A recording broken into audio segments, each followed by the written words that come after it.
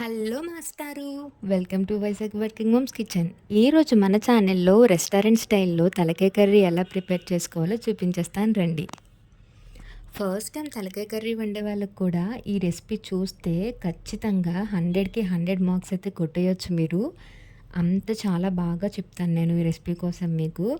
ఇంకెందుకు ప్రొసీజర్‌లోకి వెళ్ళిపోదామా మరి? ఏం లేదండి. అయ్యయ్యో! ఏం లేదు అంటే నా ఛానల్‌ని స్కిప్ చేసి వెళ్ళిపోతారేమో. ఉందండి బాబు.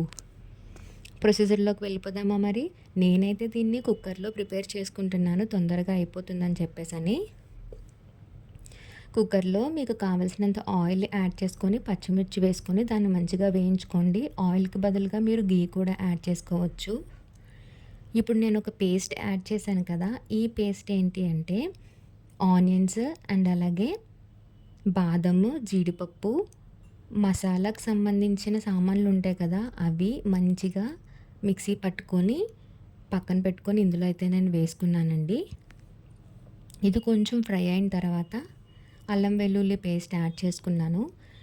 ఇది మంచిగా నేనైతే లో ఫ్లేమ్‌లో చేసుకొని ఫ్రై చేసుకున్నాను. ఇలా ఫ్రై చేసుకున్న తర్వాత టమోటాస్ వేసుకొని దాన్ని కూడా మంచిగా ఫ్రై చేసుకోవాలి.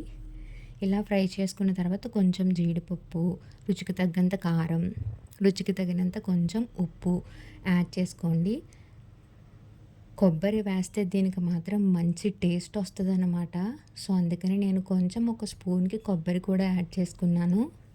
ఇప్పుడు కడిగి పెట్టుకున్న తలకాయ కర్రీ ఉంది కదా! అదే అండి తలకాయ కర్రీ మాంసము. దాన్ని తీసుకొని ఈ పేస్ట్‌లో అయితే మనం ఫ్రై అవుతున్న పేస్ట్ ఉంది కదా! దాంట్లో అయితే యాడ్ చేసేయండి. ఒక 2 మినిట్స్ పాటు కుక్ చేసుకోండి. కుక్కర్ మూత అయితే పెట్టొద్దు. ఒక ప్లేట్‌తో మాత్రం ఒక 2 మినిట్స్ వరకు కుక్ చేసుకొని చూసారా కొంచెం వాటర్ వచ్చే వరకు కుక్ చేసుకోవాలి అలా. మీకు ఇష్టమైతే ఇందులోకి మనం చింతపండు వాటర్ కూడా వేసుకోవచ్చు ఇందులోకి. టేస్ట్ మాత్రం చాలా బాగుంటుంది. పుల్ల పుల్లగా తగులుతుంది మనకి. మీరు గ్రేవీలా చేసుకుంటే తక్కువ వాటర్ యాడ్ చేసుకోండి. లేదు సంగటిలా చేసుకోవడానికి అంటే పులుసులా చేసుకుంటాము అని చెప్పేసి అనుకుంటే కొంచెం ఎక్కువ వాటర్ యాడ్ చేసుకోవచ్చు. ఇప్పుడు కొంచెం సాల్ట్ అయితే యాడ్ చేసుకున్నాను నేను. నాకైతే సాల్ట్ సరిపోలేదు. సో, యాడ్ చేసుకున్నాను. 6 విజిల్స్ అయితే కొట్టించాను. 6 విజిల్స్‌కి కరెక్ట్‌గా కుక్ అయిపోయిందనమాట. చూడండి ఎంత చక్కగా ఉందో.